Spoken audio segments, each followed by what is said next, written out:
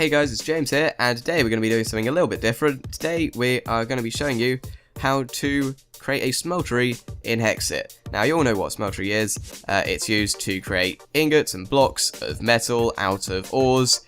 You can also create alloys and stuff like that, all sorts of clever stuff, and basically this is how you make this. So start off with collecting lots of sand. You'll need lots of clay and lots of gravel. This is used to craft, I think it's shapeless crafting, you can craft it wherever, in the table, and this is used to make grout, which you will need quite a fair amount of. So I'd say at least a stack of each of these, preferably a couple of stacks probably, to make a smeltery of sort of this size or bigger. Yeah, you'll probably need a couple of stacks of gravel, sand and clay each. Once you've got your grout, you'll need to go to some boring old standard furnaces. And, ooh, didn't know that was in there.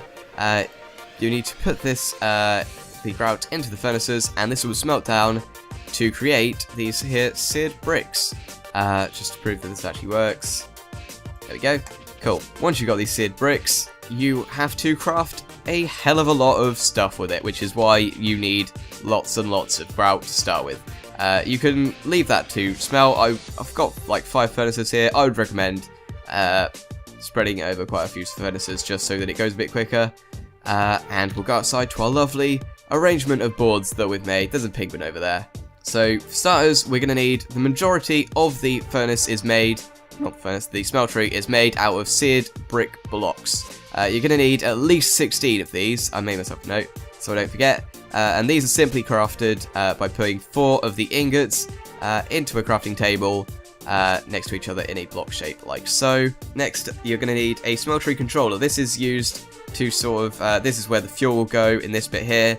I hope my mouse is showing on the recording, it probably is. And on this side you can see all of the metals and alloys you're creating. And this is created using a donut shape of the seared bricks. Next thing, you're going to need 1 seared tank. This is to put the fuel in, which is normally buckets of lava. You can just right click on it like so, and that will put lava into the tank and fuel your smeltery. This is crafted in the same way that the controller is crafted, except you put a block of glass in the middle of it. Okay, next thing you're going to need is a smeltery drain, or should I say 3 smeltery drains. These are crafted using 2 lines of seared bricks like so, and this is used to pour out the liquid metal into basins or whatever you will have, which I'll show you in a second. Next thing you're going to need is at least 2, I've put here, casting basins, although I think you can have well, many, really. I don't know if there's a particular limit to that, but I always only have 2. And this is just crafted using a U shape of bricks. The opposite of that, in an N shape of the seared bricks, is the casting table. I usually only have 1 of these, and this is so that you can pour out metal into casts, which I'll probably do a separate tutorial on, because that is a whole separate matter. But it's fairly straightforward. And you can use that to pour out single ingots instead of full blocks, which is quite useful. Next thing you're going to need, well, you don't necessarily need these because I believe this isn't essential, but seared windows, I'll put at least 12 here. This is to create the second level of the smeltery over here, so that you can actually see through it, which I quite like. This is just crafted using the 6 seared bricks along the sides, and down the middle we've got blocks of glass. And the final thing, you'll need 3 seared faucets, and this is crafted using what would be a bucket shape, except using seared bricks instead of iron ingots. And this is so that you can place these onto the smeltery drains and then pour out ingots into the basins. So anyway, start off, we're going to need a 3x3 block on the floor of the seared bricks. Next thing, you're going to need a smeltery controller, and you're going to need right next to it a seared tank. I always put these to the side just so that they're a little bit out of the way, because you're not going to need to access them every single time, but it's still useful to have nearby. Up front, I tend to put the seared smeltery drains. 3 of those alongside here, so that should be all 3 of them used up. And on the floor here, is where I would put the casting basins to either side, and I put the casting table in the middle.